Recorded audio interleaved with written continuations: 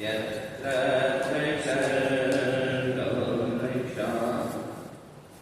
आम्नास्वेन सदा निरस्तकुहकम् सत्यं परं धीमहि यं प्रव्रजन्तमनुमेतमपेतकृत्यम् द्वैपायनो विरहकातरयार्जुना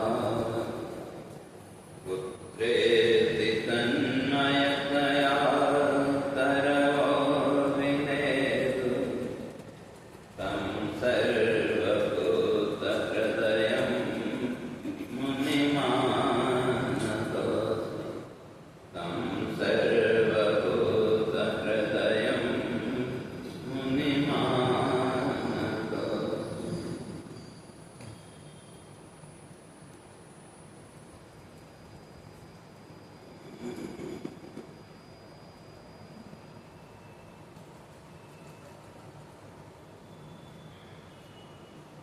कोई सच्चिदानंद भगवान की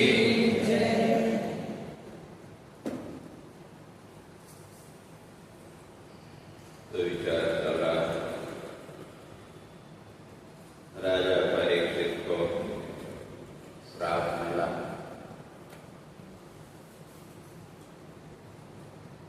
और उधर जब घर पहुंचे राजा तो उसको भी पता लगा कि भाई मुझसे जो है तो ये पाप कर्म हुआ, तो इसलिए अब जो है तो राजा मन ही मन विचार करने लगा कि पाप तो हो गया और उसका प्रायश्चित भी करना पड़ेगा, उसका भी दंड जो भी है वो भी फल तो भोगना पड़ेगा।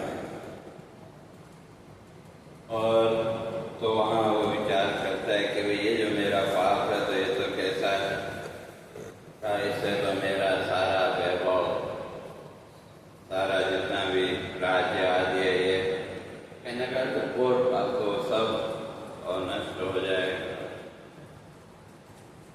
तो इसलिए वहाँ राजा वही और विचार करता है। दूसरी क्रम में फिर शमी पुत्र श्रृंगी ने राजा को श्राप दिया, कहा कि भाई जो तक्षक है, तक्षक के डसने से सातवें दिन तुम्हारी मृत्यु हो जाएगी। और तब उसके पिता को जब बोल हुआ तो उन्होंने उसको डांटा समझाया, कहा कि नहीं ये श्राप देना उचित नहीं था, क्योंकि श्राप और वरदान ये दोनों ही व्यक्ति की तपस्या के शक्ति को नष्ट करने वाले हैं। तो हम तो वरदान चाहते हैं कि भाई कोई भाई हमको आशीर्वाद जैसे वरदान, लेकिन सही अर्थों में अगर देखो पूरे इतिहास को आप उठा कर देखो, जो भी ऋषि मुनि हुए जिनके मुख से भी ऐसे शब्द निकले, उसके बाद आप देखो तुरंत तपस्या के लिए वो चले गए, वहाँ फिर वो रुके नहीं। तो क्यों? वही कि भाई हम किसी को वरदान दें या श्राप, तो दोनों ही हमारी तपस्या का क्षय करने वाले। इसलिए जो सही अर्थों में जो साधक है वो इन दोनों से बचे, न वरदान देना और न श्राप देना। और अनायास कभी कि विधि कह लो, प्रारब्ध के अधीन हो क्या, तो उसके बाद ऋषियों को भी आप देखो तो कोई वहाँ रुके नहीं और तुरंत तपस्या के लिए निकल गए। और उधर राजा जब वहाँ पहुँचा तो पहले तो सोचने लगा कि प्रायश्चित तो मुझे करना ही पड़ेगा। और पता नहीं ऋषि को क्रोध आया तो क्या श्राप देंगे क्या नहीं। अब तो ये तो पातक इतना बड़ा है का इसके द्वारा तो राज्य भूत बल सब जल जाएगी। अगर किसी ने श्राप दे दिया तो मेरे पास तो कुछ भी लेकिन ऐसे अभी विचार ही कर रहे थे तो तभी उनको जो है तो आत्म प्रेरणा के द्वारा बोध हुआ कि वे ऋषि पुत्र ने जो तो श्राप दिया है।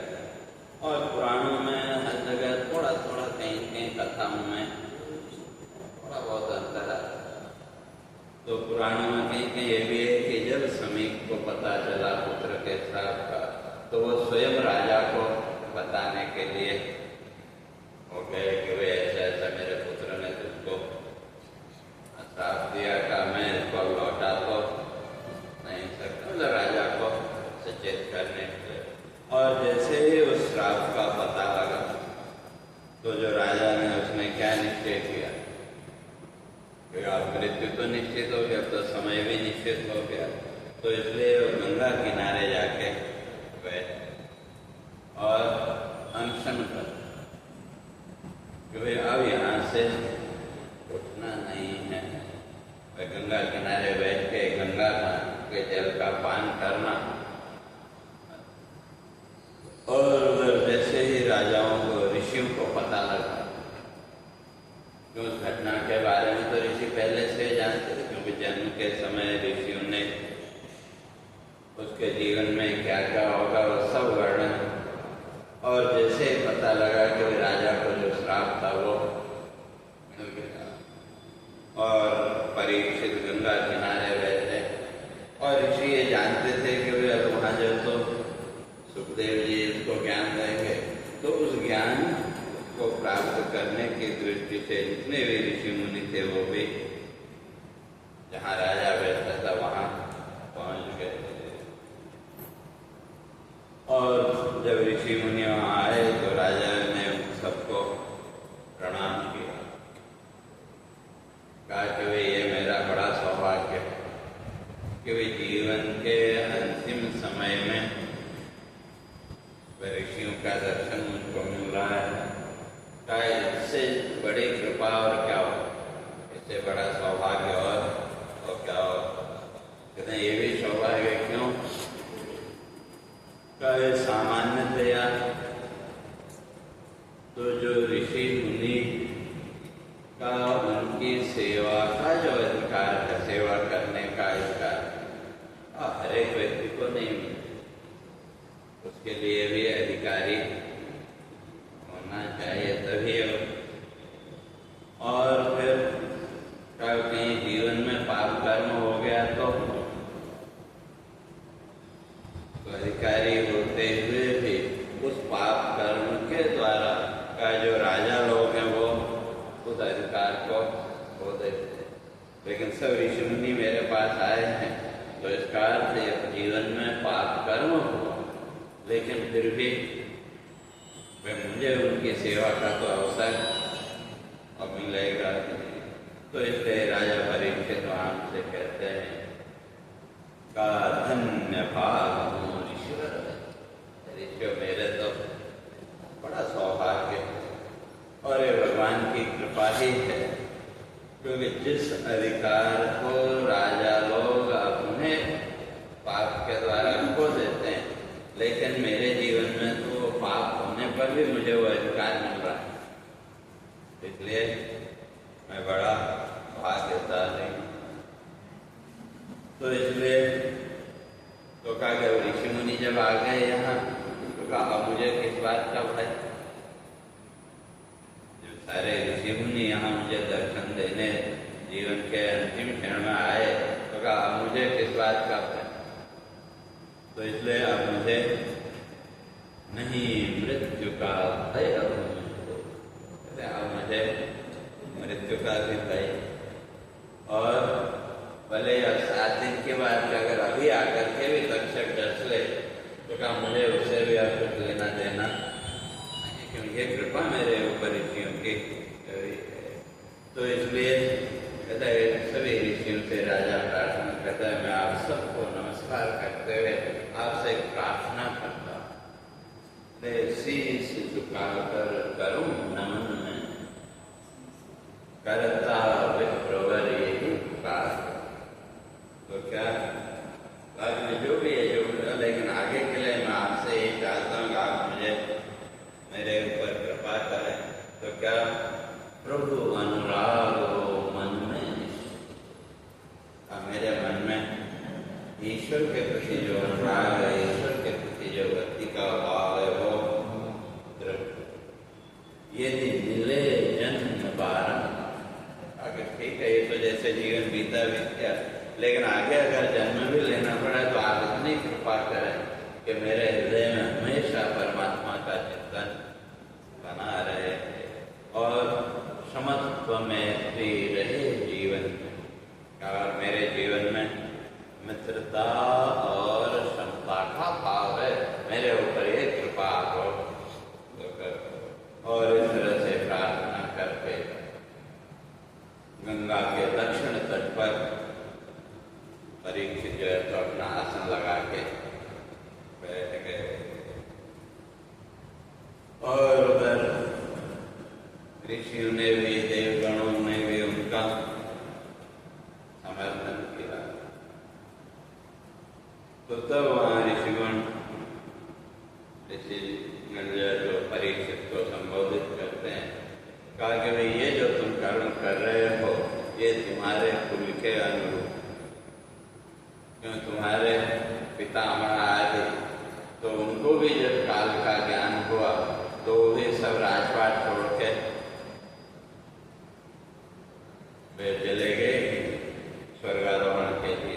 कहते हैं ये तो तुम्हारे कुल की रीत है, इसमें कोई आश्चर्य की बात नहीं। इसलिए तुम भी जो है तो अपने कुल की जो रीत है, जो मर्यादा, उसी का पालन करता है। और सबसे बड़ी बात कहा कि इस राजमुकुट को छोड़ने में तुमको एक क्षण भी नहीं लगा। भाई इतना बड़ा राज्य का वैभव, जैसे ही पता लगा कि भाई श्राप मिला और मृत्यु का समय निश्चित हो गया, तो उस राज्य का जो भी वैभव, उसका जो भी मोह आदरा होगा, उसको त्यागने में एक क्षण भी नहीं लगा। कहते हैं ये तुम्हारी विशेषता, तुम्हारे कुल की प्रपंच, तुम्हारे कुल की ये परंपरा कह लो, जो भी कह लो।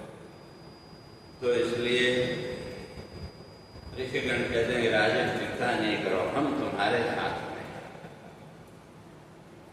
तो इसलिए कहते जब तक माया बंधन, इस माया से जग है भी, राजन हम हैं तुम्हारे साथी, नहीं जगत में कोई भी। संसार में कोई ठीक है, तुम ये दृढ़ संकल्प, इसलिए हम भी तुम्हारे साथ हैं। तो इस तरह से राजा को आश्वासन ऋषियों ने दिया।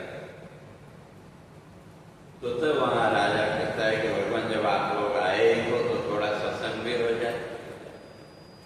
तो ठीक है, मैं तो अपना अनशन व्रत लेके बैठा हूँ, लेकिन जब आप लोग आए तो भाई और तो चर्चा क्या करने, तो कुछ ज्ञान की चर्चा होनी चाहिए, क्यों संसार की चर्चा तो चलती रहती है।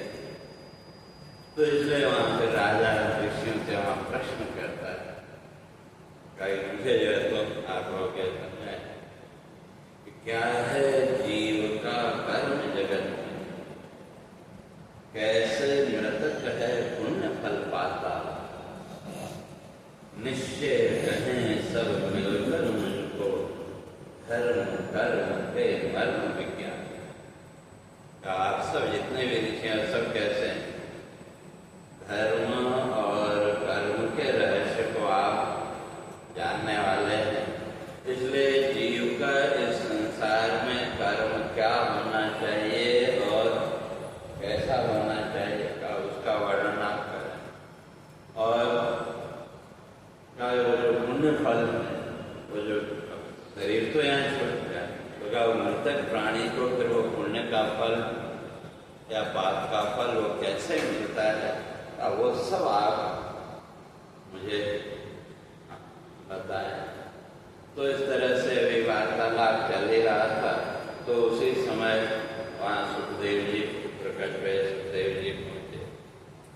और जैसे ही सुखदेव जी पहुँचे तो सारे ऋषियों ने उनका अभिवादन किया। और जो सुखदेव जी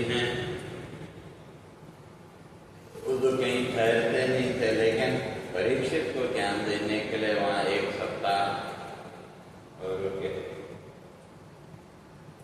तो इसलिए फिर वहाँ परीक्षित जब सुखदेव जी का दर्शन मिला, उनका यथायोग उनका सम्मान किया, तो तब ऋषि के चरणों में प्रणाम करके फिर परीक्षित वहाँ उनको कहते हैं कि अहो भाग हम क्षत्रिय गण, हमारा ये बड़ा सौभाग्य है जो आज मुझे तीर्थ का जो फल था वो प्रत्यक्ष रूप में, तीर्थ का जो फल है वो प्रत्यक्ष रूप में मुझे मिल रहा है। तो कैसे? तीर्थ अतिथि रूप धर कर आए। तुम जो बड़े बड़े ऋषि मुनि तो जल्दी कहीं जाते हैं, और शास्त्रकार ने इस बात को स्पष्ट किया कि साधूनां दर्शनम पुण्यम तीर्थ दूता साधव कालेन पच्यते तीर्थ सद्य साधु समान। कहते हैं जो तपस्वी महापुरुष हैं, तपस्वी ऋषि मुनि हैं, वो तो स्वयं अपने आप में तीर्थ है, और तीर्थ का फल तो आपको समय से मिलेगा। लेकिन ऐसे जो तत्वज्ञानी महापुरुष हैं का उनका दर्शन का फल तो हमको तुरंत मिलता है। और किस रूप में? तो आप लोगों ने भी अनुभव किया होगा, कभी किसी महापुरुष के दर्शन करने आप गए तो वहाँ जाते ही आपको अपने आप एक विशेष प्रकार की शांति का अनुभव होता है। बाकी फल तो बात है, लेकिन तत्क्षण फल का प्रमाण क्या है? हमारे मन की जो भी उतलती जो भी होती, वहाँ जाते ही अपने आप शांत हो जाते। इसलिए कहते हैं कि अच्छे जो तपस्वी महापुरुष हैं वो तो स्वयं ही तीर्थ में। देख ले, राजा कह रहा है कि भाई आप तो स्वयं ही क्या है। इसलिए जो तपस्वी संत महापुरुष हैं उनको जंगम तीर्थ मान, अर्थात चलते फिरते क्या, वो जो तीर्थ हैं वो तो अपनी जगह स्थित है, लेकिन जो तपस्वी महापुरुष हैं वो चलते फिरते तीर्थ। तो इसलिए राजा कहता है वही सब तीर्थ जो है तो सब यहाँ अतिथि के रूप में मुझे दर्शन देने आए, और इसलिए मुझ साथ उपकार करने का मेरा उपकार करने की दृष्टि से सब आए। इसलिए कहा कि ऐसे जो तत्वज्ञानी महापुरुष हैं, कहते हैं तो उनका तो स्मरण करने मात्र से हमारा जो मन है वो शांत हो जाता है। ऐसे जो तत्वज्ञानी महापुरुष हैं उनका स्मरण करने मात्र से हमारा मन का जो विक्षेप है वो दूर हो जाता है। और यहाँ तो वो सब साक्षात प्रत्यक्ष सामने है, उनका फिर मेरे मन में किसी प्रकार का क्लेश आदि वो रहेगा ऐसा नहीं है। तो इसलिए संत दर्शन फल फलित पुण्य का होते सज्जन तीर्थ समान। तो इसलिए वहाँ देवराजा फिर तो प्रार्थना, तो इसलिए फिर आगे स्पष्ट करता है तीर्थ समय से फल है देता, तत्क्षण फल का संत प्रमाण, आसन दर्शन पद प्रक्षालन, होता पातक कम अज्ञान। और बड़ी कृपा है मेरे ऊपर आप लोगों की, भगवान की।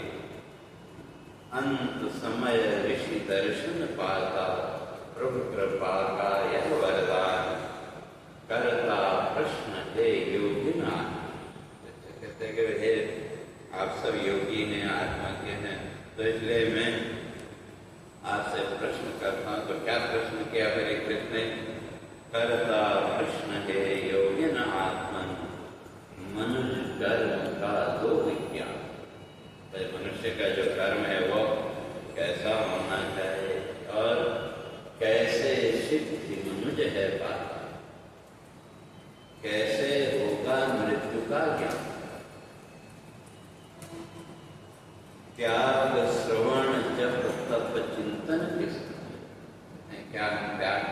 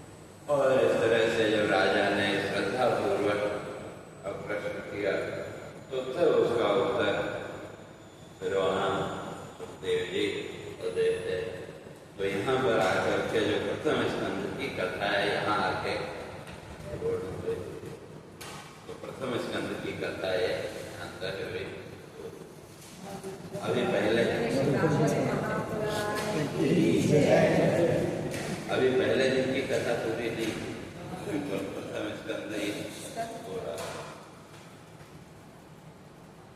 और जब राजा ने प्रश्न किए तो तब जो है तो उसको सुखदेव जी उत्तर देते हैं, कहा कि भाई तुम्हारा प्रश्न अत्यंत श्रेष्ठ है, इसलिए लोक हितकारक प्रश्न उत्तम, आत्मविद जन है देते मान, ग्रह सुख मोहित कर्म जाल में, नहीं तत्व का पाते क्या। संसार के बंधनों में जो बंधा हुआ था वो तो तत्व ज्ञान नहीं प्राप्त कर पाता, तो क्यों दिवस बीतता धन चिंता में, सुबह से लेकर के शाम तक धन की चिंता में बीत जाता है, और सुत भार्या निज देह मोह में, नहीं मृत्यु का करता है। तो इसलिए जो संसारी जो जीव है तो संसार की चिंता में तो डूबा रहता है, लेकिन जीवन का जो अनिवार्य सत्य है मृत्यु, उसका वो चिंतन। और हमारे यहाँ तो मृत्यु शब्द भी लोग नहीं सुनना चाहते, लेकिन शास्त्रकार हमारे ऋषि कहते हैं दिन में एक बार तो मृत्यु का अवश्य विचार करना चाहिए। क्यों? जैसे मैंने कहा ना कि इस संसार में, इस जीवन में और कुछ सत्य हो न हो, लेकिन मृत्यु तो जीवन का अनिवार्य सत्य है और हम उसी से दूर भागते हैं। तो इसलिए अगर इस मृत्यु के भय से मुक्त होना हो तो ऋषि कहते हैं कि भाई ज्यादा नहीं तो दिन में कम से कम एक बार तो मृत्यु का चिंतन करना चाहिए। तो वो जो मृत्यु का चिंतन है वो हमको मोह में बंधने नहीं देगी, और नहीं तो फिर संसार के मोह में, उसी चिंता में डूबे रहे। तो इसलिए करे मनुज हरि लीला चिंतन, ये लिखो मन में अभय की चाह। अगर जीवन में अभय प्राप्त करना चाहते हो, दैवी संपत्ति जिसको भगवान ने अभय में सत्व संसिद्धि ज्ञान योग व्यवस्था की, तो वो अभय जीवन में अगर प्राप्त करना चाहते हैं तो कहते हैं कि वे निरंतर मनुष्य को भगवान की लीला का चिंतन करना चाहिए।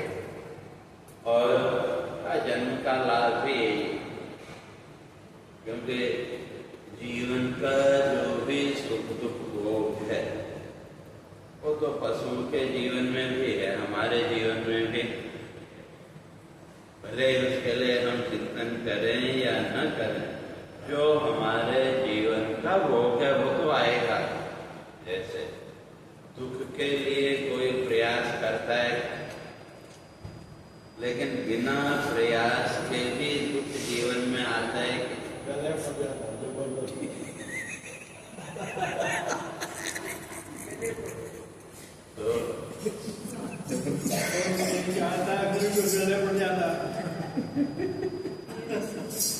तो जिस तरह से दुख बिना प्रयास के जीवन में आता है, तो उसी तरह से सुख भी प्रयास करो चाहे नहीं करो, जो अपना प्रारब्ध भोग है वो मिलेगा।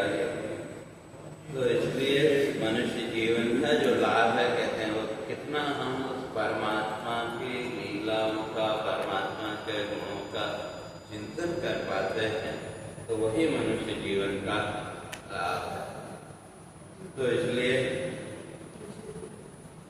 जो निरंतर परमात्मा का चिंतन करते हैं तो उनके जीवन की गति कैसी होती है। तो इसलिए हरि का नित्य दिन करते चिंतन, मिटता उनका मृत्यु प्रवाह, निर्गुण योगी जन भी राजन, नहीं तो की पाते था। जो निर्गुण तपस्वी, बड़े बड़े तपस्वी, जो संसार के माया के गुणों से जिन्होंने अपने को ऊपर उठा लिया था, वो भी उस तत्व का उसको अच्छी तरह से जान नहीं पाते। तो इसलिए जो साधक है का उसको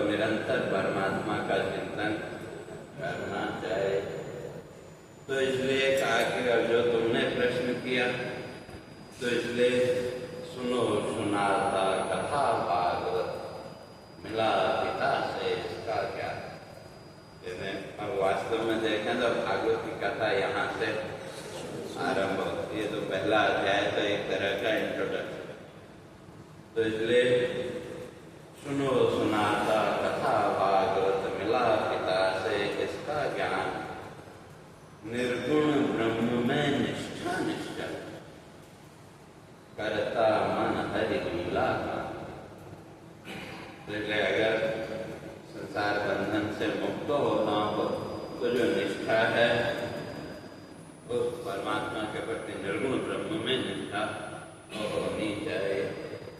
तो इसलिए आगे अंतस शुद्ध है जिनका राजा, जिनका चित्त शुद्ध है और जिनका हरि चरणों में ध्यान, साधन केवल एक मनुष्य का जगत इच्छा या पद निर्माण, चाहे जगत की इच्छा हो या मोक्ष की इच्छा हो, दोनों का साधन एक ही है, वो है परमात्मा का।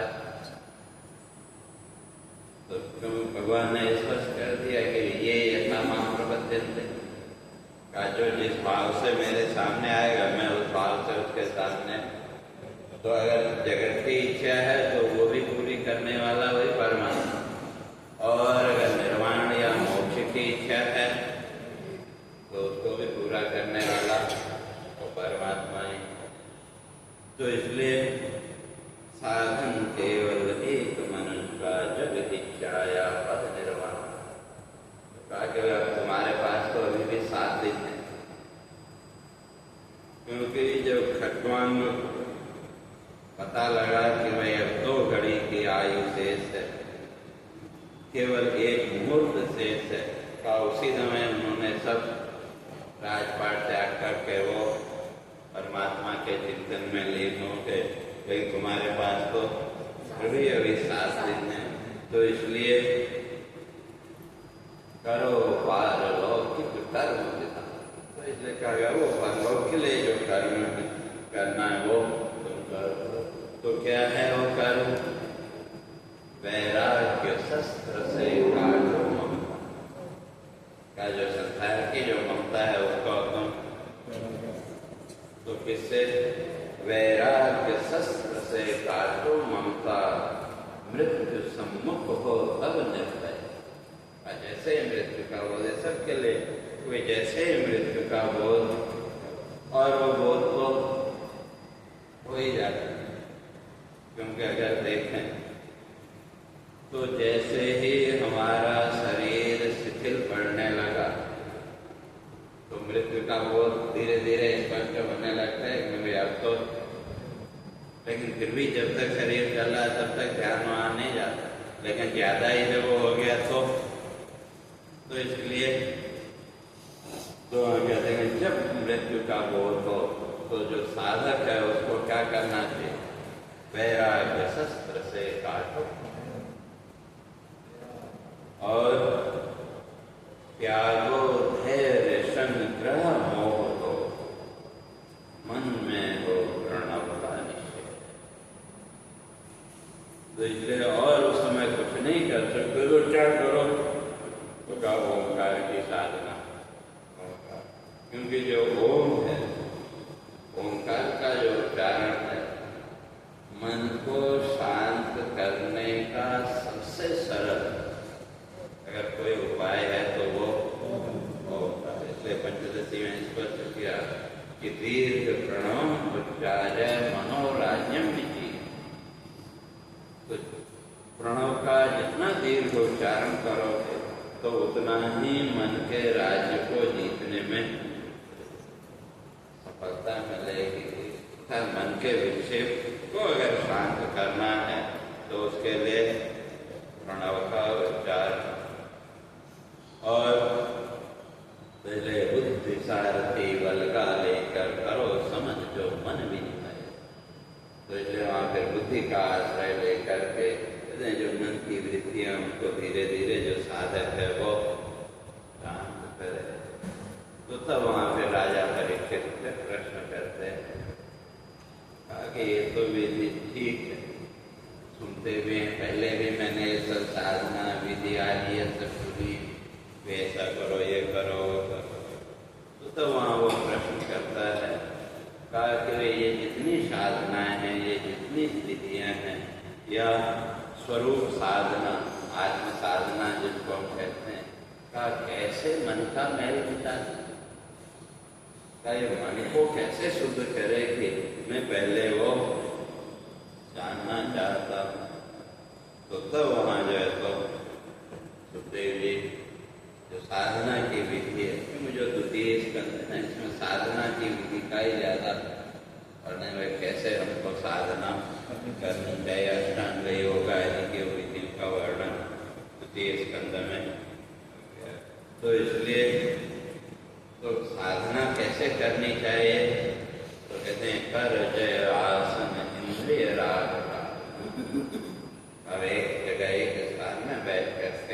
इंद्रियों की जो राग वृत्ति है उस पर विजय प्राप्त कर और स्थूल ब्रह्म में हो अनुराग। स्थूल ब्रह्म का साकार तो क्यों पहला सरल सबसे सरल साधन ज्ञान का वही, और कहा कि वो जो ब्रह्म है उसी में ये सारा जगत, तो धीरे धीरे एक पहले छूटा, फिर उसके द्वारा धीरे धीरे अपने ध्यान को विराट रूप तक ले जाना, क्योंकि उस विराट के साथ अपने मन की वृत्ति को जोड़ना, और फिर उसी क्रम में सूक्ष्म रूपों की धारणा कैसे करनी चाहिए, क्रम मुक्ति आदि का वर्णन, क्रम मुक्ति सत्य मुक्ति आदि का वर्णन वहाँ बड़े विस्तार से करते हैं। इसलिए जो ब्रह्मा जी हैं का उन्होंने भी जो जगत की रचना की वो भी उसी साधना के द्वारा, उसी तपस्या के द्वारा। तो इसलिए तो जो साधक है उसको क्या करना चाहिए, कहते हैं वो विरागी हर चिंतन उसका स्वयं सिद्ध जो आत्म प्रकाश है, चिंतन गुरु में जो है करता उसका मिटता मृत्यु पास है। परमात्मा का जो निरंतर चिंतन करता है तो उसका मृत्यु का जो बंधन है वो मिट जाता है। और कहते हैं कोई भी समझदार व्यक्ति ऐसा नहीं है कि जो इस माया के संसार के बंधन से मुक्त न होना चाहता। कैसे? कौन मनुष्य है जग में ऐसा जो नहीं चाहे प्रभु भगवंदन, कौन भटकता असत भोग में देख कर्म वैतरणी क्रंदन। तो वैतरणी नदी की कथा उसको पार करना का ये सब कथाएं इसीलिए है कि व्यक्ति के जीवन में वो वैराग्य भाव आए, और वैराग्य भाव जब आएगा तो फिर वो परमात्मा का चिंतन, और वो परमात्मा के चिंतन से धीरे धीरे और संसार बंधन से। तो इसलिए आगे जहाँ तक सगुण और निर्गुण की बात है तो सगुण भी वही है और निर्गुण भी वही है। कोई सगुण निर्गुण में कोई भेद, जैसे पहले भी चर्चा करके आए थे, कोई सगुण जो भी मूर्ति आदि जो भी रूप है, तो दर्शन हमने किसका किया? सगुण रूप का। लेकिन हमारी जो मन की वृत्ति है वो निर्गुण तक पहुंची, इसलिए सगुण और निर्गुण में कोई भेद नहीं है। इसलिए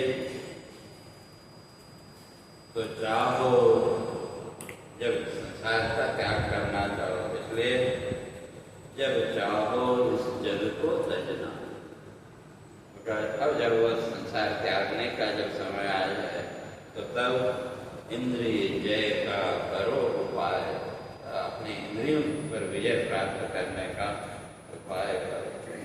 वह ज्ञानी और अज्ञानी में अंतर है। तो अज्ञानी जो जीव है वो इंद्रिय भोगों में मजा रहता है, और जो विचारशील व्यक्ति है वो तो जो इंद्रियों इन पर विजय प्राप्त करने के प्रयास में लगा है। और इसका फल क्या होगा? धीर दृश्य का लय है करता, मिटते मनुज मन अंतरा। अंतराय माने विघ्न। इसलिए योग दर्शन में महर्षि पतंजलि ने 14 प्रकार के विघ्न बताए। आप जब साधना में प्रवृत्त होंगे तो आपके जीवन में 14 प्रकार के विघ्न आए,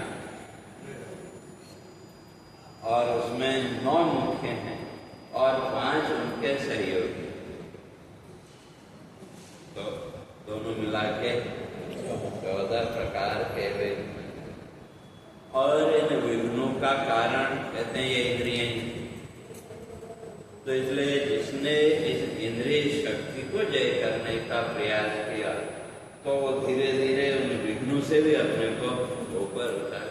तो कौन कौन से विघ्न हैं? तो व्याधि, ज्ञान, संशय, प्रमाद, आलस्य, अविरति, भ्रांति, दर्शन, अलब्ध भूमिकत्व, अनवस्थित तत्वानि चित्त विक्षेपास्ते अंतरा। जब मन के विक्षेप कह लो तो उसमें का व्याधि, व्याधि माने रोग आ गया, और दोस्त्यान, आलस्य, संशय, तो डाउट आ गया, संशय आ गया तो तब भी साधना में प्रवृत्ति नहीं होगी। प्रमाद, आलस्य, अविरत, मन न लगा। जैसे सब लोग क्या शिकायत करते कि मन नहीं लगा, फिर मन कहीं दूसरी जगह लगा तो साधना में नहीं लगेगा। अविरत और भ्रांति दर्शन, जो आप साधना कर रहे थे, जैसा आप चाहते थे वैसा फल आपको नहीं दिखा या कुछ उल्टा आपको दिखा, भ्रांति दर्शन। तो ब्रह्म को जब सत्य मान लिया तब भी साधना से में प्रवृत्ति नहीं होगी।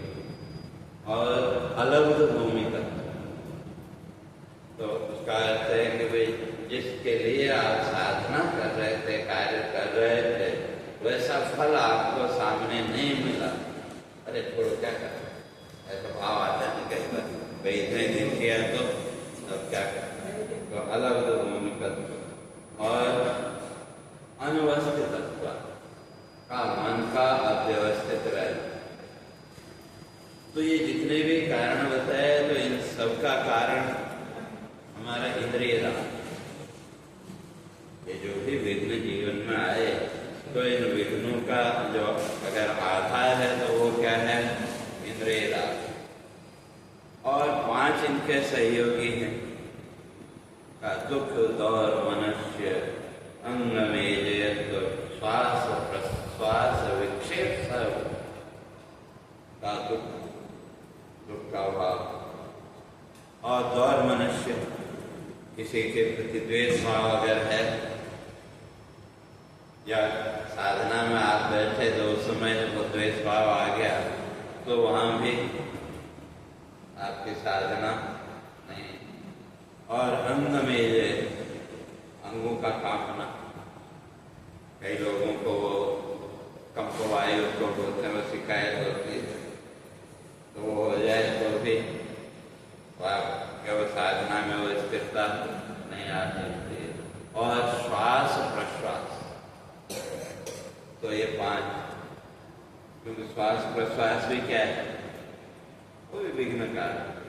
तो इसलिए साधना में आने वाले ये जो 14 विघ्न हैं, कहते हैं इन 14 विघ्नों पर अगर विजय प्राप्त करनी है तो उसका एकमात्र साधन क्या है? इंद्रिय जय का करो उपाय। तो जो इंद्रियों की जो शक्ति है उस पर विजय प्राप्त करने का उपाय करो। तो अब उसका फल क्या होगा? तो धीरे धीरे जो साधक है वो जब वो विघ्न उसके दूर हो गए तो उसकी साधना में तो दृढ़ता आएगी। तो इसलिए और साथ ही साथ नेक तो अभी तक तो कहीं कहीं संसार के पदार्थों को ही हमने जीवन का आधार मान रखा है, लेकिन उनके प्रति कहते हैं नेक। ये नहीं, हमारे जीवन का जो लक्ष्य है, हमारे जीवन का जो ध्येय है वो ये नहीं है। तो क्या है हमारे जीवन का लक्ष्य? तो हम कह देंगे तुरंत परम सुख, सुना पड़ा। लेकिन वो परम सुख है कैसा? उसके ज्ञान के बिना तो, और वो है कैसा? तो कहा सुसुप्ति हो। तो इसलिए सुसुप्ति में जाने के लिए, साउंड स्लीप में जाने के लिए इस संसार भाव को पीछे छोड़ना पड़ता है। उसके बिना वहां तक तो भौतिक रूप से भी और मानसिक रूप से। तो उसी तरह से साधक भी क्या करता है, धीरे धीरे, ऐसा नहीं कि वो उसको संसार नहीं दिखेगा या वो संसार से अलग हो गया, ऐसा नहीं, सब कुछ सामने, लेकिन फिर भी वो उससे अपने को अलग रखता है, वृत्ति रूप से वो उसके साथ अपने को जुड़ने नहीं देता। तो इसलिए तो ऐसा जो साधक है उसकी स्थिति योगी को नहीं भोग बांध को, ऐसा जो योगी है फिर उसको संसार के भोग बांध नहीं करते। क्यों? ज्ञान दृष्टि से मन निर्मल और देह चक्र का भेदन करता योग मार्ग में हो निश्चित। अगर मोक्ष की कामना, और ऐसे जो साधक हैं प्रकार के जो योगी हैं उनके लिए तो सुषुम्ना पर, सुषुम्ना नाड़ी के मार्ग से वो सीधे ब्रह्म रंध्र के द्वारा अपने जीवन का करते हैं। तो ऐसे जो साधक हैं का उनको फिर से इस संसार में जन्म लेना नहीं पड़ता। और वो जो साधक है वहां तक नहीं पहुंचा तो जब इस जगत का प्रलय होगा तो उसकी गति कहाँ की, वो जो साधक है का वो ब्रह्मलोक। अगर किसी कारण से वो सुषुम्ना द्वार नहीं खुल पाया तो ऐसे जो साधक हैं का फिर उनका दोबारा जन्म नहीं। ठीक है, जब तक ये चक्र चल रहा है तब तक तो उसको रहना पड़ेगा, तो कहाँ? तो उसके लिए दो चीजें मानी हैं हमारे ऋषियों ने। कुछ तो कहते हैं एक तो प्रकृति लय,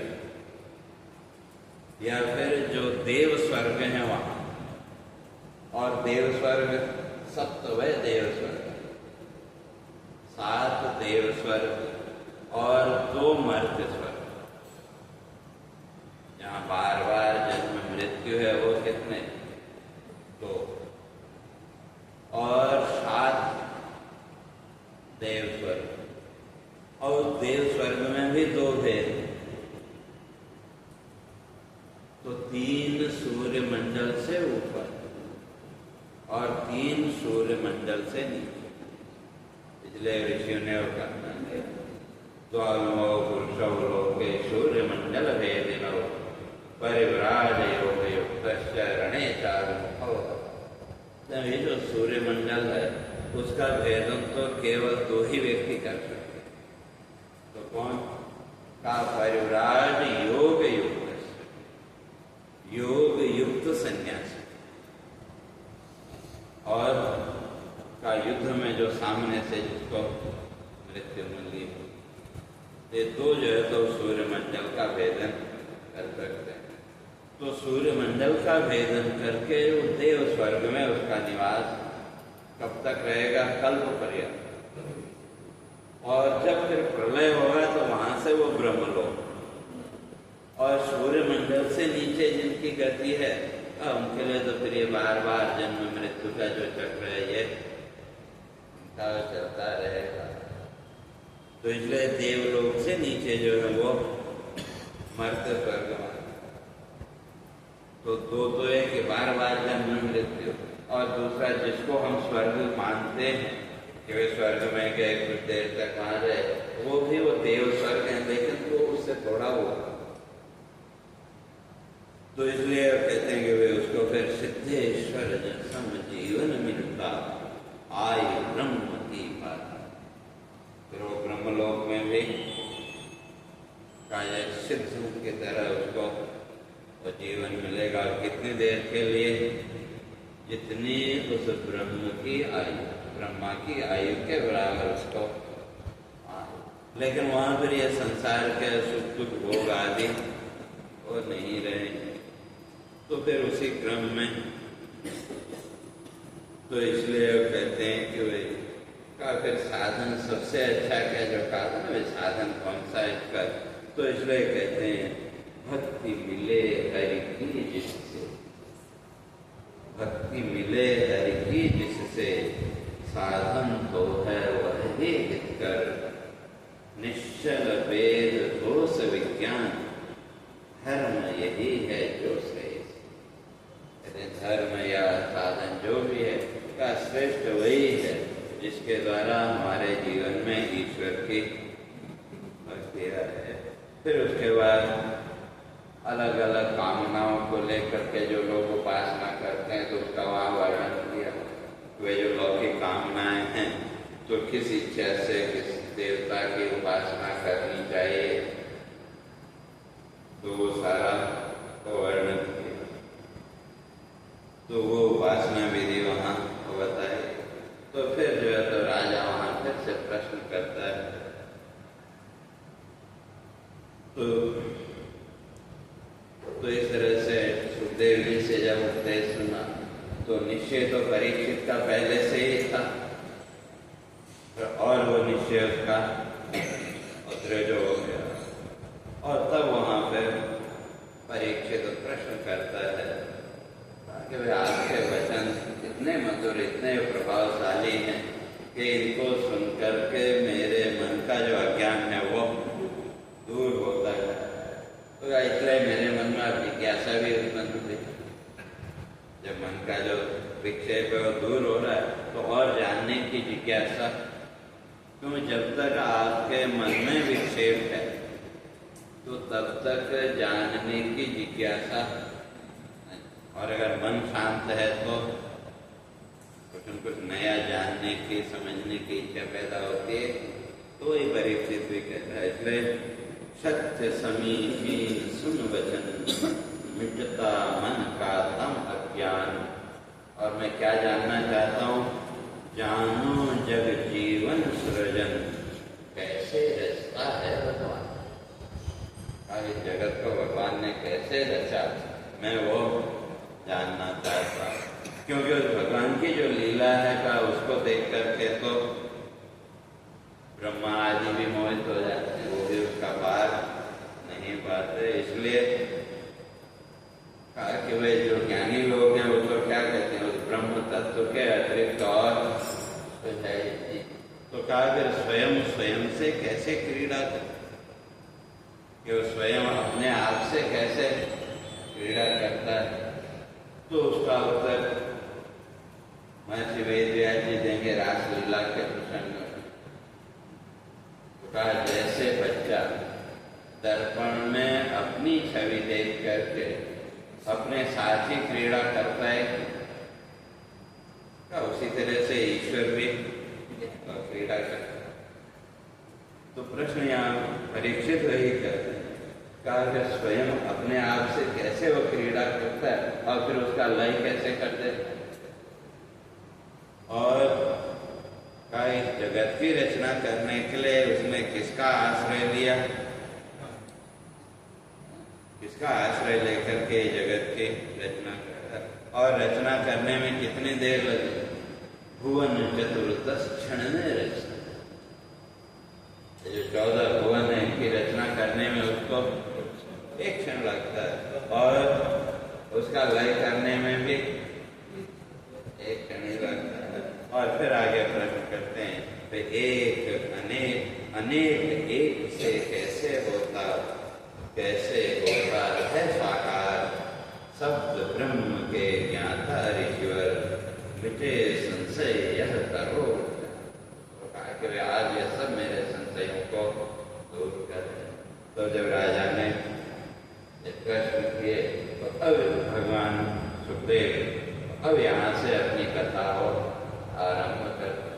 इसलिए सबसे पहले भगवान की वंदना करते हैं।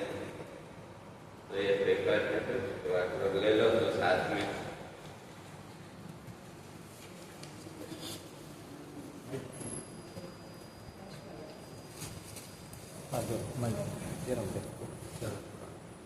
मैं दे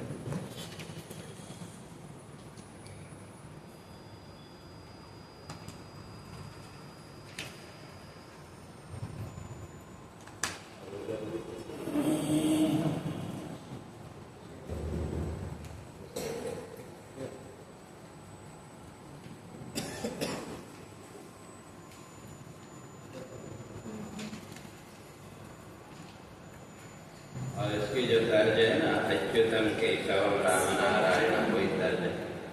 बोले श्री सतगुरुदेव भगवान की जय। प्राणियों के सदा वासना चित्त जो शंभु गोविंद ब्रह्मा प्रभा रूप को है न जाने जिसे बुद्धि ना इंद्रियां विश्व संसार सृष्टा प्रभो वंदना। सृष्टि में जो सदा भासती दिव्यता विश्व सारा गुणों से रचा एकता।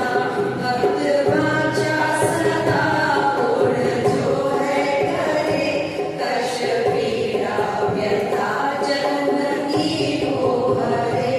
आत्मसत्ता विभाव विश्व है भासता रूप तेरा विभोर है वासता।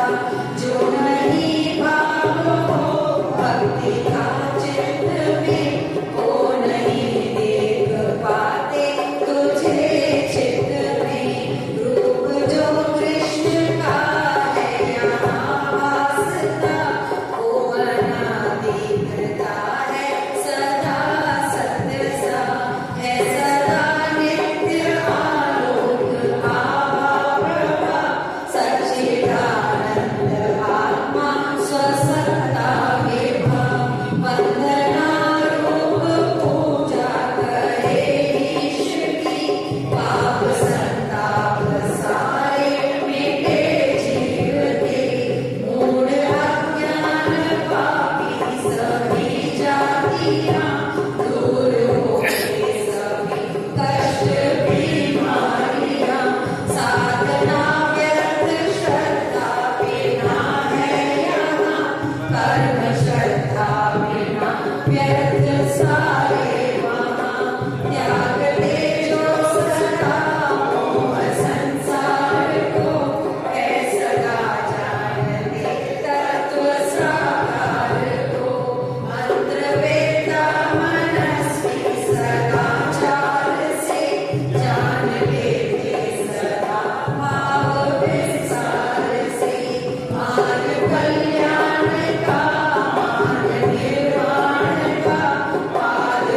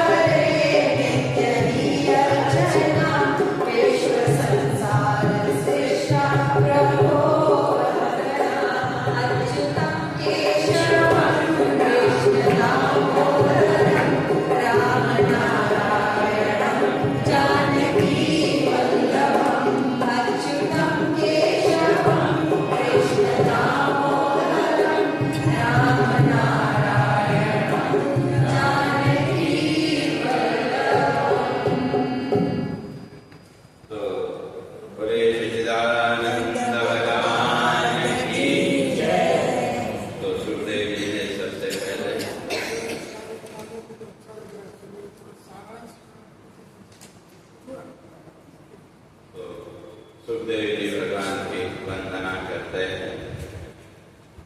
प्राणियों के सदा वासता चित्र जो आगे जो प्राणियों के चित्र में हृदय में हमेशा जो प्रकाशित रहता है तो वो है कौन? शंभु गोविंद प्रभार, शंभु गोविंद ब्रह्मा प्रभार, प्रभान का प्रकार। तो चाहे उसको शंभु के रूप में देखो, गोविंद के रूप में देखो, ब्रह्मा के रूप में देखो, जिस रूप में भी आप देखना चाहते हैं उस रूप वही आभास हर एक प्राणी के हृदय में प्रकाशित है। और उसको जानने के लिए है न जाने जिसे बुद्धि ना इंद्री, जिसको न बुद्धि जान सकती है और न इंद्रियां जान सकती है, ऐसा जो परमात्मा है विश्व संसार सृष्टा प्रभो वंदना, यह संपूर्ण जगत के रचयिता परमात्मा तुमको मैं नमस्कार करता हूँ, तुम्हारी वंदना करता हूँ। और सृष्टि में जो सदा भास ही दिव्य का, इस सृष्टि में जो भी विशेष बात जो भगवान ने गीता में ना ये विभूति मन सकता कि जहाँ भी वो विभूति विशेषता दिखती है तो वो सब इसके कहा उसी परमात्मा।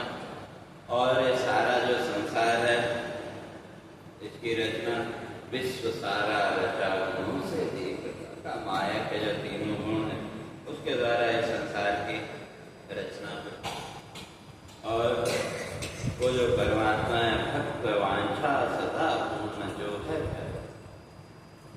तो परमात्मा भक्तों की जो इच्छा है उसको हमेशा पूरा करने और कष्ट पीड़ा व्यथा जन्म की वो है का, जन्म की जो पीड़ा, क्यों संसार में अगर दुख है तो सबसे बड़ा तो क्या है? जन्म। इसलिए महर्षि गौतम ने जन्म को ही दुख माना, कहते हैं सबसे बड़ा दुख तो जन्म ही। क्यों? जन्म हुआ तो उसके साथ बाकी दुख तो अपने आप आ ही जाए, बुलाने की जरूरत। इसलिए वो जो जन्म मृत्यु की जो व्यथा है उसको भी जो हरने में समर्थ है। और वो किस रूप में उसको हम जान सकते हैं? आत्मसत्ता विभाग विश्व है वास, कहते हैं ये संपूर्ण जितना भी संसार है का वो स्वयं की सत्ता के अतिरिक्त और क्या है? स्वयं की उस आत्मा की सत्ता का प्रकाश से ये संपूर्ण जगत है। ले रूप तेरा विभो मूर्त है बात, कहते हैं जितने भी प्राणी दिखाई दे रहे हैं ये सब क्या है? आपके मूर्त रूप। क्यों? इनके अंदर जो चेतना कह लो, जो सत्ता कह लो, का वो तो आपकी है, दूसरे रूप भी किसके हो गए? ये सब रूप भी तो आपके ही। और जो नहीं भाव हो भक्ति का वो नहीं देख पाते तुझे, अगर भक्ति का भाव नहीं है तो तेरा दर्शन को नहीं हो सकता। और रूप जो कृष्ण का है यहाँ भी, यहाँ वो जो कृष्ण का जो रूप दिख रहा है और वो भी असली नहीं, वो भी नकली है। कृष्ण का जो रूप है वो भी क्या है?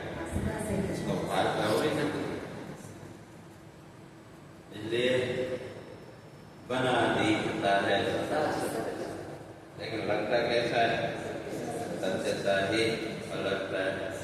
लेकिन ये जितने भी रूप का ये सब अनित्य हैं, लेकिन जो आलोक है उसका जो प्रकाश है वो है सदा नित्य आलोक आभा प्रभा, सच्चिदानंद आत्मा स्वसत्ता। वो जो आलोक जिसका है वो सच्चिदानंद जो आत्मा है उसी का स्वयं की सत्ता का ही वो प्रकाश है। और वंदना रूप पूजा करे ईश की, पाप संताप सारे मिटे जीव। कहते हैं अभी उस परमात्मा की उपासना करने के लिए तो कोई रूप तो चाहिए। तो इसलिए साकार रूप में जो उस परमात्मा की उपासना कर रहा तो उसके सारे पाप संताप सारे उसके दूर हो जाते हैं।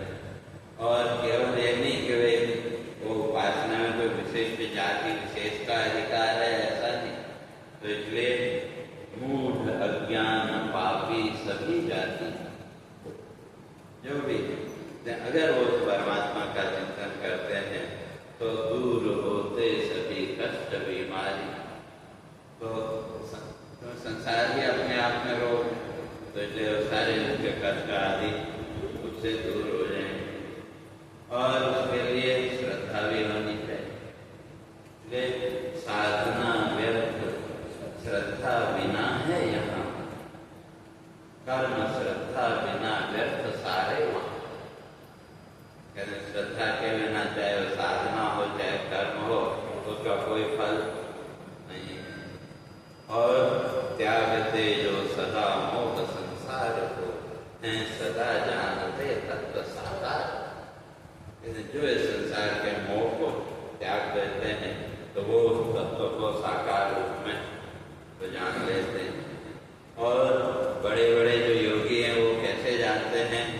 का मंत्र वेदता मनस्वी सदाचार से जान लेते सदा भाव विस्तार से। वो अपने मन के भाव के विस्तार से परमात्मा की व्यापकता को वो जान लेते।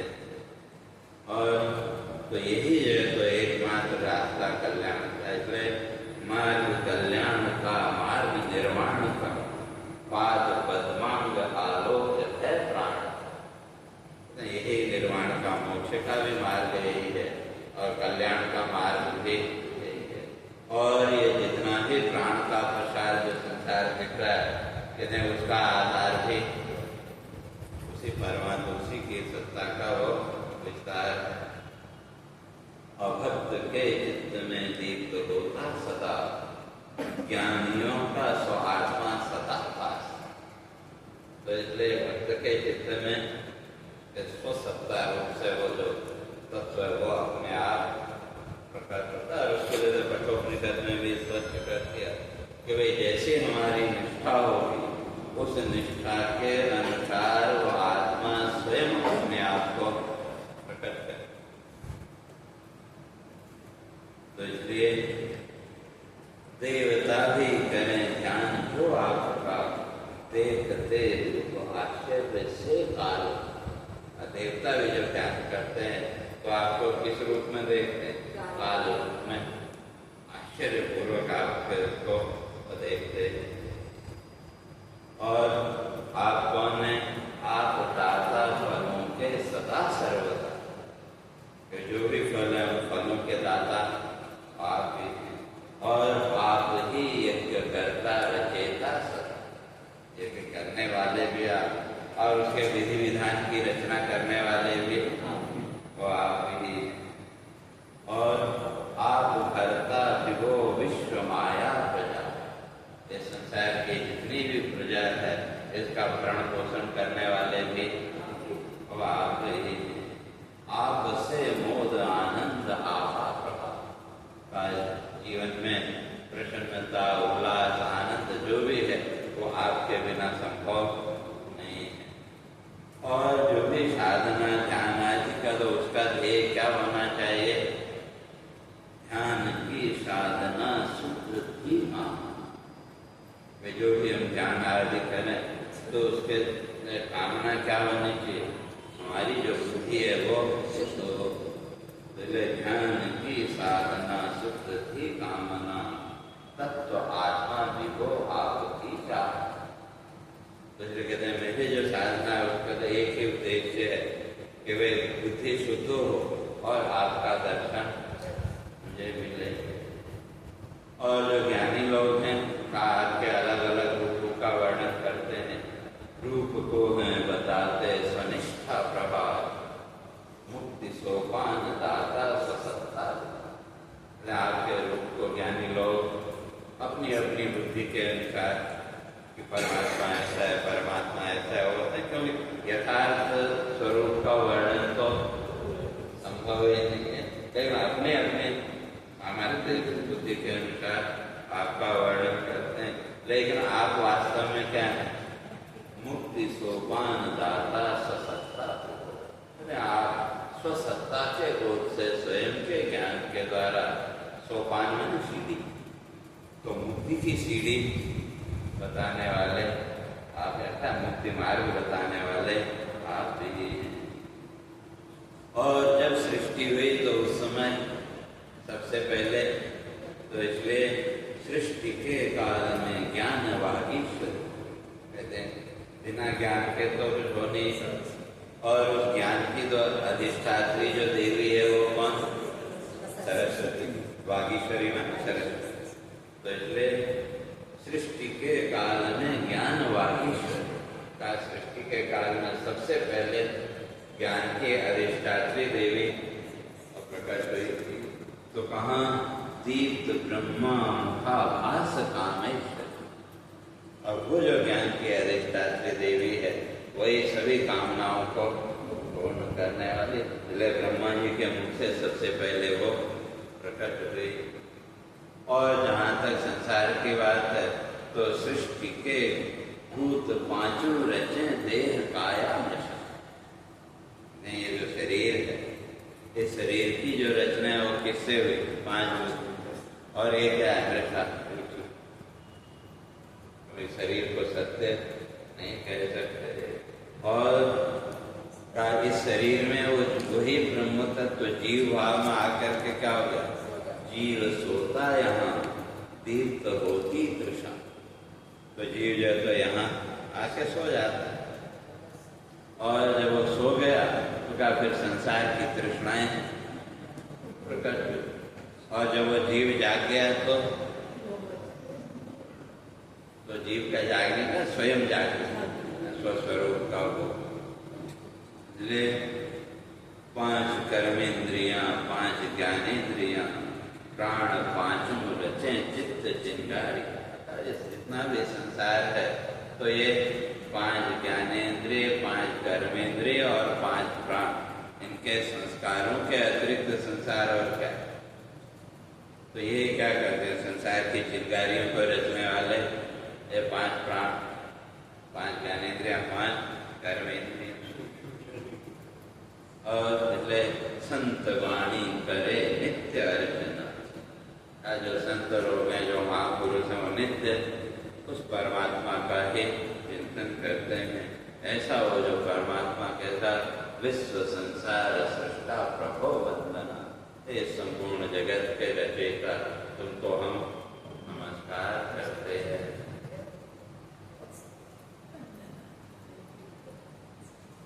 सारांश के लिए बहुत बहुत आभार। सब लोग जोरदार तालियां बजाइए।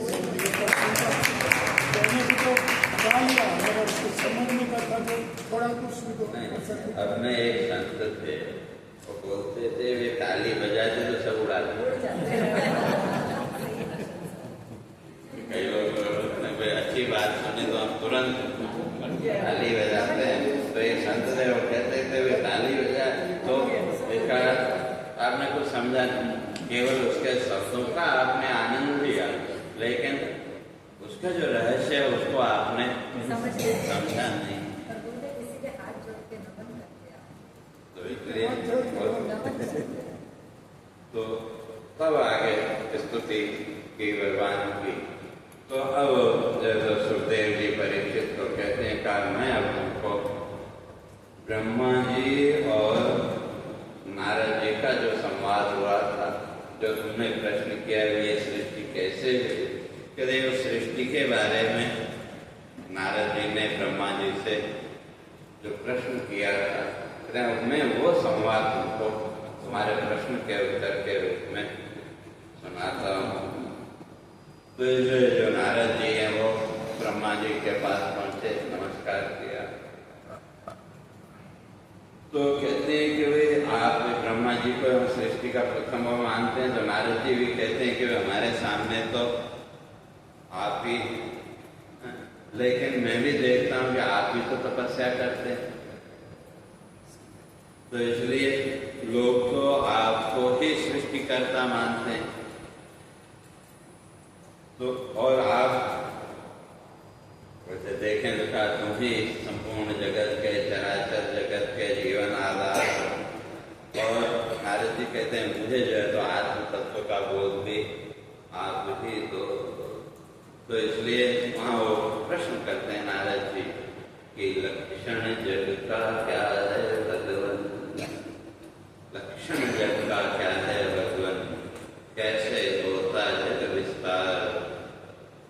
यह जग है किसमें होता, कैसे होता लय का। तो इसलिए फिर आगे दूसरा प्रश्न, होता प्रकट स्वयं आप ही या है इसका भिन्न आधार। का ये संसार अपने आप प्रकट होता है कि इसका कोई आधार है? और मिला कहाँ से ज्ञान तुमको, कैसे रचते जग संसार। का ये ज्ञान आपको कहाँ से मिला? नारद जी ब्रह्मा जी से पूछते हैं। और कैसे आप इस जगत की रचना करते हो? और का जगत की रचना करते हो लेकिन आपके अंदर फिर भी कोई विकार नहीं है। और जो मैं देखता हूँ नाम रूप गुण गेय जगत में, सत असत और उत्तम मध्यम, दृश्य जगत में जो भी दिखता होता प्रकट तुमसे भगवान। अब मेरे सामने देखने में तो ये सब है कि सब आपसे ही प्रकट हुआ, लेकिन उससे बड़ा भी मेरे मन में एक प्रश्न है, क्या फिर आप तपस्या करते हैं तो आप किसकी तपस्या करते हैं, किसकी आराधना करते हैं? इसलिए मैं तो आप ही को क्या मानते हैं, जो संसार है वो आपको ही इस जगत का ईश्वर मानते हैं। इसलिए मेरे मन में एक संशय, क्या संशय मेरे मन में उठता, ईश्वर जग का क्यों तप करता। कर तो सम्मुख वर्णन मेरे, कौन जगत का भाग्य विधाता। अभी फिर और वो कौन है जिसके आप तपस्या करते हैं? तब ब्रह्मा जी वहाँ नारद जी को उत्तर देते। तो इसलिए वहाँ जो सृष्टि का क्रम है, ब्रह्मा जी ने नारद जी को वो सृष्टि क्रम वहाँ बताया। तो इसलिए वहाँ कहते हैं कि वे इस संपूर्ण जगत को ठीक है प्रकाशित मैं करता हूँ, सब कुछ मैं करता हूँ, लेकिन कैसे? लेकर प्रकाश चेतन का। अब वो जो चेतन तत्व है क्या उसका प्रकाश लेकर के मैं ये सब, और ये जो भी सूर्य चंद्रमा आदि जो भी इनमें जो भी प्रकाश है, कहते हैं ये भी सब उसी का है। और वो जो तत्व है का मैं उसी का वंदन करता हूँ। इसलिए करता वंदन परम तत्व का, जिसकी माया जग व्यापार, माया भ्रम से भ्रमित होकर मुझे मानते जगात। माया से भ्रमित होकर के लोग मुझे आधार मान लेते हैं, लेकिन मैं तो क्या वो प्रकाश को लेकर के अपना काम और करता हूँ। और इस माया से कौन मुक्त होते हैं? होते मोहित माया जल से जो अज्ञानी है नादान, होती लज्जित माया सम्मुख आत्म रूप वह ब्रह्म। इसलिए तुलसीदास जी ने भी लिखा, माया छाया एक से। तो माया और छाया दोनों एक। तो जो माया है का ब्रह्म ज्ञानी के आगे नहीं आएगी, पीछे रहेगी। और अज्ञानी के जैसे सूर्य, भाई सूर्य अगर पीछे है तो छाया आगे आगे, और अगर सूर्य सामने है तो इसलिए माया और छाया दोनों की प्रकृति एक है। तो इसलिए जो ज्ञानी है का उसको तो ये माया मान नहीं सकते। इसलिए वो कैसे सृष्टि हुई? देव जगत सब उसमें कल्पित, देव जगत सब उसमें कल्पित, देव जगत सब उसमें कल्पित, देव जगत सब उसमें कल्पित। वह नारायण है भगवान, वह नारायण है भगवान। यज्ञ कर्म तप साधन मल से, यज्ञ कर्म सब साधन बल से, यज्ञ कर्म तप साधन मल से, यज्ञ कर्म सब साधन बल से। माता मानव ब्रह्म विज्ञान, माता मानव ब्रह्म विज्ञान, दृष्टा ईश्वर जग का स्वामी, दृष्टा ईश्वर जग का स्वामी, दृष्टा ईश्वर जग का स्वामी, दृष्टा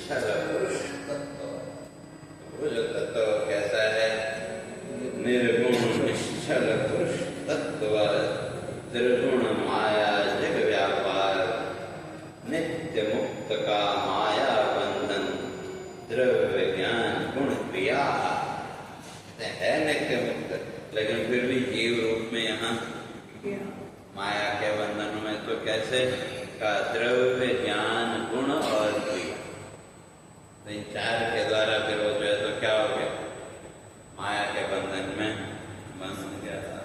और जो प्रश्न किया था अनेक एक से कैसे होता, तो उसका उत्तर देते हैं कहा कि वो भी उसकी इच्छा एक अनेक की इच्छा से है।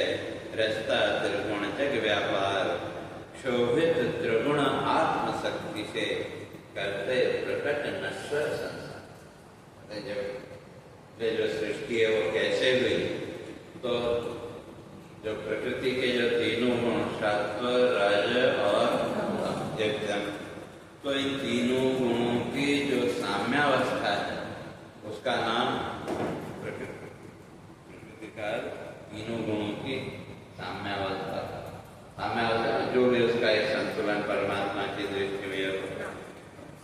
और जब वो तत्व सामने आया, कहते हैं प्रकृति के इन तीनों गुणों में विक्षेप पैदा हो, हलचल पैदा, जैसे आजकल वो सेंसर सिस्टम, तो जब उस प्रकाश के तत्व के सामने आते वो हलचल पैदा हुई, तो ये तीनों गुण आपस में मिक्स होने लगे। और जब तीनों गुण आपस में मिक्स होने लगे तो नए नए रूप प्रकट। इसलिए एक बात याद रखना, उत्पत्ति नहीं प्राकट्य।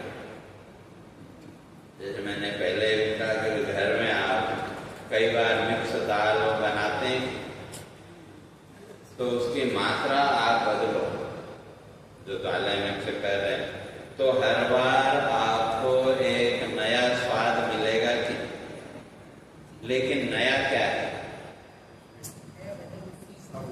नया कुछ है क्या, वस्तुएं तो वही, मात्रा आप बदलते जाओ, कॉम्बिनेशन चेंज करते जाओ, तो हर बार एक नया टेस्ट आपको मिलेगा। तो विचार करके देखो तो फिर नया क्या है, वस्तु तो वही है, मूल तो वही। तो इसी तरह से इस संसार में जैसे ये मानते हैं कि कुछ भी उत्पन्न होता ही नहीं है, केवल थोड़ी देर के लिए प्राकट्य प्रकट, तो प्रकट व उत्पन्न नहीं। तो जब आत्मसत्ता आत्म चेतना मिली तो उसके द्वारा प्रकृति के जो तीनों गुण हैं उनमें विक्षेप पैदा हुआ, तो उसके द्वारा वो मिश्र होते गए और एक एक रूप प्रकट होता गया। और उसी के द्वारा ये फिर सारा संसार बना। और उसी क्रम में फिर विराट स्वरूप का वहाँ वर्णन, तो परमात्मा का जो विराट स्वरूप है वो कैसा है, तो विराट स्वरूप में भी तो विराट उसका वर्णन किया। तो उसके लिए तो मैं समझता मूल पढ़ लेना तो ज्यादा अच्छा लगेगा। नहीं तो फिर उसी क्रम में भगवान के लीला अवतारों का वर्णन सुखदेव जी तो कहते हैं कि भगवान ने जो अवतार लिए, तो कहते हैं वे क्यों अवतार लेता है। तो पहले प्रश्न किया था कि जन्म अजन्मा क्यों है लेता है।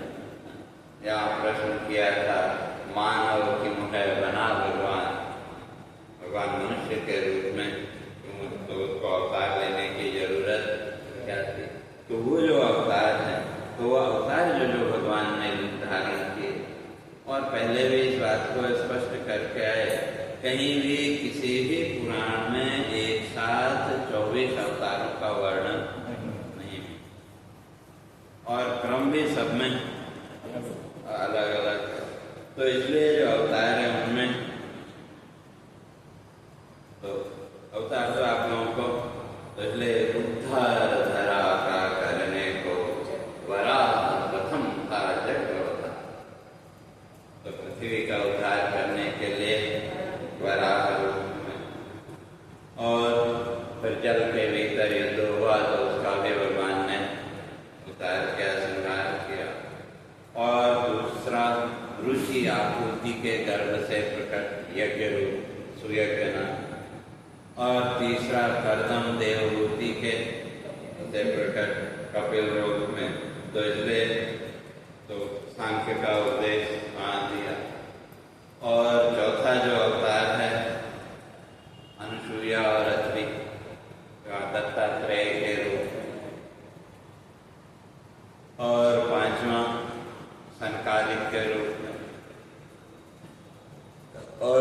नर नारायण के रूप में, और फिर ध्रुव को वरदान देने के लिए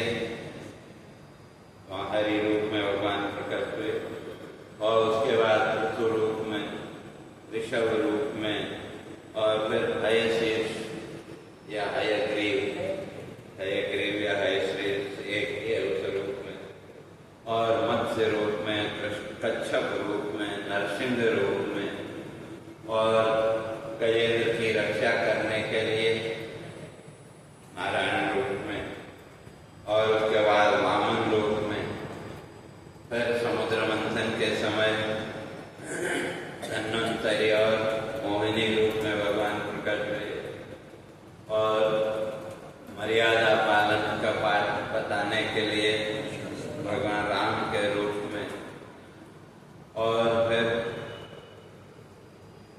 राम और बलराम के रूप में। तो इसलिए कहते हैं कि यहाँ तो जो कथा है वो किसकी है? कृष्ण की कथा है। तो इसलिए अंत में ये सब अवतार भगवान ने किए। तो इसलिए तो जो राम प्रकट हुए तो कैसे? इक्ष्वाकु वंश में हुए प्रकट, किया दुष्ट रावण संहार, पितृवचन की रक्षा को हरि ने किया आरण्यक अंगीकार। आरण्यक अरण्य। तो जब उन्होंने पिता के वचन की रक्षा के लिए वनवास स्वीकार किया, और उसमें क्या क्या हुआ? सैन्य सहित जब जलनिधि तट पर, सैन्य सहित जब जलनिधि तट पर पहुंचे थे क्रोध अपार। समुद्र रास्ता नहीं दे रहा था तो तब, और तब जब उनके क्रोध से भयभीत होकर के निकले। और कहते हैं फिर इसी तरह से अब जो कृष्ण का जो अवतार है वो किस लिए हुआ या क्यों होगी, तो आगे जो इसलिए दैत्यभार से पीड़ित होकर होगी वसुधा जब लाचार, होंगे प्रकट तब रूप प्रभु के करने वसुधा का उद्धार। और जब वो प्रकट होंगे तो क्या क्या लीला होगी उसका भी वर्णन यहाँ सुखदेव जी करते हैं कि वे क्या क्या लीला होगी। दो प्राण पूतना के हर लेना, प्राण पूतना के हर लेना, पहली लीला भगवान की वही। तो इसलिए प्राण पूतना के हर लेना, प्राण पूतना के हर लेना, होगा सकटा सुर संहार, होगा सकता सुर संसार, साप मुक्त यमलार्जन होंगे, साप मुक्त यमलार्जन होंगे, कलिय मस्तक पर पद प्रहार। कलिय मस्तक पर पद प्रहार। और क्या क्या लीलाएं होंगी या भागवत में जो भी कथाएं उनका दावानल से ब्रज की रक्षा, दावानल से ब्रज की रक्षा, यह अलौकिक व्यापार, यह अलौकिक गजवाहा, काम बंधन में नहीं बंधेगा, राम बंधन में नहीं बंधेगा, काम बंधन में नहीं बंधेगा, राम बंधन में नहीं बंधेगा, वदन विवर में भुवन विस्तार। बदन विवन में भुवन विशाल। बोल करके देवकी को और यशोदा को पूरा ब्रह्मांड का दर्शन कराया था। और भय मुक्त नंद वरुण पास से व्योमासुर को मोक्ष वरदान, साधन वंचित गोकुलवासी पाएंगे वैकुंठ का धाम। तो ये जो लीलाएं होंगी। और इंद्र यज्ञ को बाधित पाकर ब्रजनाश मन में लेगा ठान, ब्रज विप्लव को वृष्टि सलिल की प्रलय मेघ का होगा काम। और तब भगवान क्या करेंगे? सप्त वयस में सप्त दिवस, तो उस समय भगवान की जो आयु थी कितनी? 7 वर्ष। इसलिए और गोवर्धन को कितने दिन तक धारण करके रखा? 7 वर्ष। इसलिए 7 वयस में 7 दिवस तक छत्र गोवर्धन लेंगे था और रक्षा ब्रज की करके तब हरि नष्ट करेंगे इंद्र अभिमान। क्या लीलाएं होंगी, उनकी चर्चा होगी, उसका वर्णन करते हैं। और निशा निशा कर शुभ्र रश्मि में, निशा निशा कर शुभ्र रश्मि में, निशा निशा निशा कर शुभ्र रश्मि में, रासलीला का वर्णन। क्रीड़ा लीला करते यदुवर, क्रीड़ा लीला करते यदुवर, प्रेम मुक्त थी गोकुल वाला, प्रेम मुक्त थी गोकुल वाला, मधुर माधवे मुरलीश्वर, मधुर माधवे मुरलीश्वर, होगा मुक्त असुर व्योत्सव, लेकिन होगा मुक्त असुर व्योत्सव रण में जो सम्मुख आए का महाभारत का एक उसका वर्णन करते हैं। और का भगवान से सामने से युद्ध करके जो भी युद्ध करेगा भगवान से उसका तो जन्म मृत्यु का बंधन दूर हो जाएगा। और इसी तरह से फिर कलयुग का जब प्रवाह है तो फिर उस कलयुग में वह धीरे धीरे बुद्धि आदि का क्षय होना शुरू हो जाएगा और इस तत्व ज्ञान को समझना भी वो जटिल हो जाएगा। और तब उस समय फिर वेद व्यास अलग अलग रूपों में प्रकट होके, और जब कलयुग का अवसान समय होगा तो का उस समय फिर कल के रूप में फिर भगवान को अवतार लेंगे। तो इसलिए वहाँ कहते हैं कि वे इस तरह से ये सब लीलाएं या उनके ये लीला का जो चक्र है वो चलता रहता है।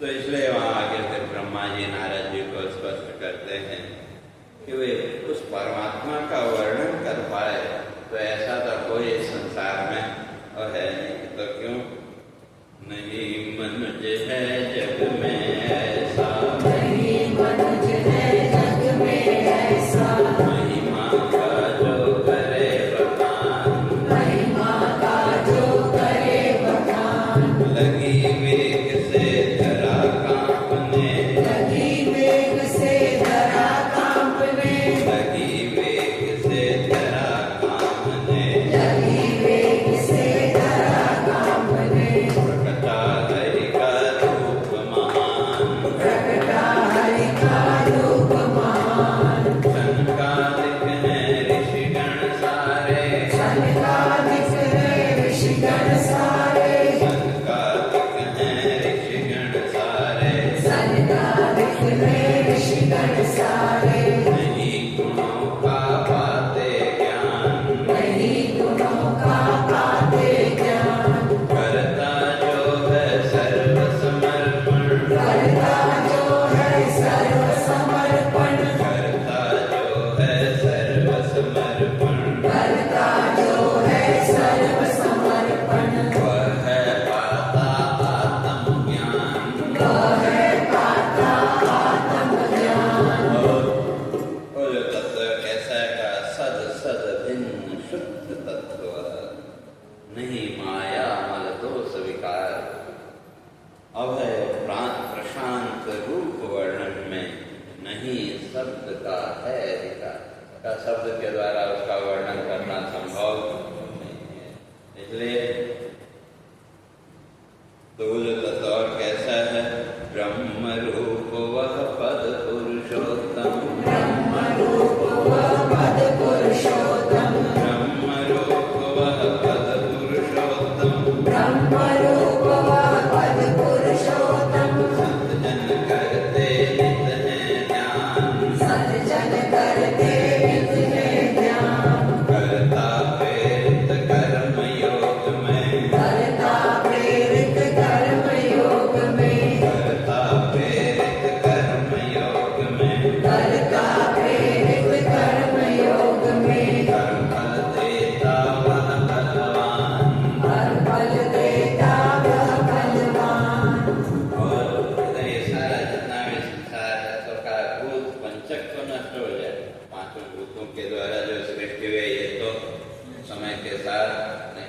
लेकिन वो जो अजन्मा ब्रह्म तत्व है उसका कभी नाश, तो इसलिए कहते हैं ये उसी परमात्मा का ये वर्णन है। इसलिए वर्णन नारद है का यह है, कार्य कारण वह स्वयं प्रमाण, कार्य कारण के लिए वो स्वयं ही प्रमाण है। तो इसलिए जो मुझे जो ज्ञान मिला था परमात्मा से, वो ज्ञान मैंने तुमको दे दिया। तो इसलिए क्या परमात्मा की